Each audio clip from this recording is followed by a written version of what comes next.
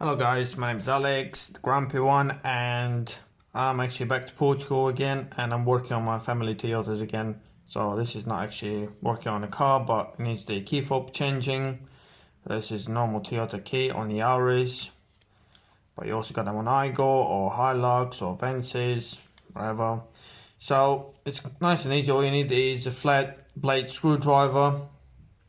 As you can see, there's going to be a little hole there, so you get a screwdriver in there, just pop it up, as easy as that.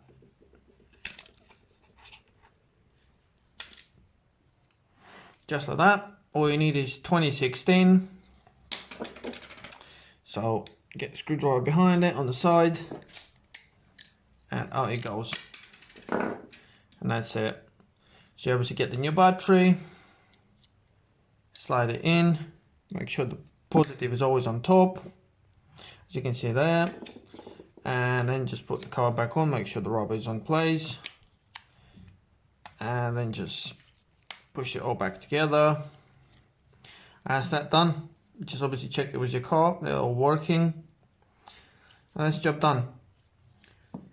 Thank you very much for watching this video, and for choosing my channel. Subscribe if it was helpful, and comment and like my videos as per usual.